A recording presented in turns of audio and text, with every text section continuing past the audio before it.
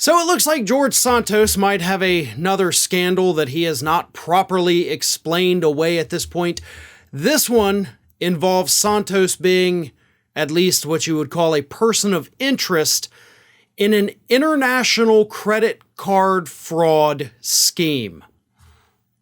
Here's what happened.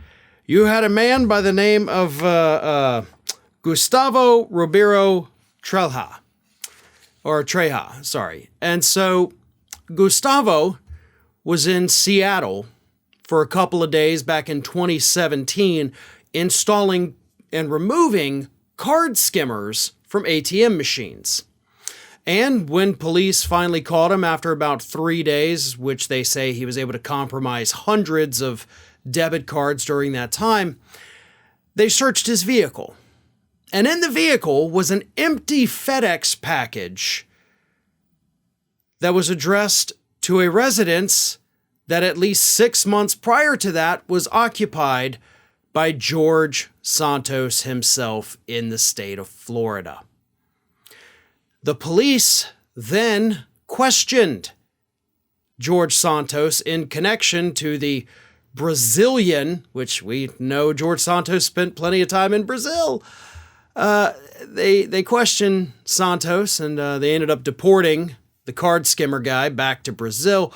But we don't know why George Santos was in fact questioned. But we do know, as part of the sentencing document for Gustavo, there's a letter from an individual named Lede Santos. Now, we don't know if Lede Santos is related to George Santos. Maybe it's an alias. We don't know any of this because none of it has been revealed yet. But AB or CBS News decided to dig in like, okay, let's find out who Lede Santos is. They're allegedly linked to this business in Florida, so clearly their name would be on business records. That person doesn't exist. CBS News was unable to locate anyone by that name. So there's a mystery Santos, there's a George Santos, and then there's, of course, Mr. Gustavo, who was deported back to Brazil, where George Santos also admitted to committing check fraud and identity theft to the police officers there. So this is an interesting one because that's not even the full story yet. George Santos has claimed that he was aware of all of this, but that he acted as an informant for the police officers against Mr. Gustavo and several other defendants. If that were the case, the police wouldn't have called you in for questioning after Gustavo was arrested. Because if you were acting as an informant, your information would have led to the arrest of Mr. Gustavo instead of you being only called after he was caught with a box with your address on it. There's a lot of things that don't add up, and right now the only thing we have is George Santos's declaration that I was just an informant.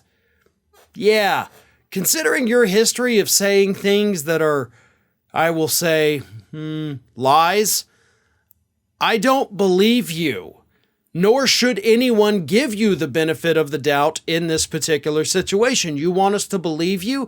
Go get those court records where we'll be able to see that you were cooperating with police as an informant on this particular case.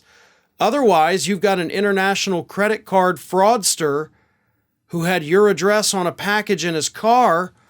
By the way, in the guy's apartment, they also found more ATM skimmers, fake ATM cameras, all kinds of equipment.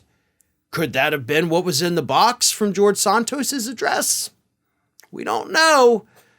And the only person who seems to be giving any information is Santos, which is a completely unreliable source. So pay attention to this story as it continues to develop, because it seems like this one, international credit card fraud, that could be a big one and might rise to the top of all of George Santos's problems. Oh, and by the way, we still need to figure out who in the hell Lede Santos is and if that person exists. So, again, a mystery Santos, an empty box with George Santos's address, George Santos's declaration that no, I was just an informant, a lot of questions, really no answers other than Santos was questioned by police after the man he allegedly informed upon was taken into custody. Hi everyone, this here is little Athena, and Athena would like to know why you haven't subscribed to Fair and Balanced yet, so please, don't let Athena down. Subscribe today.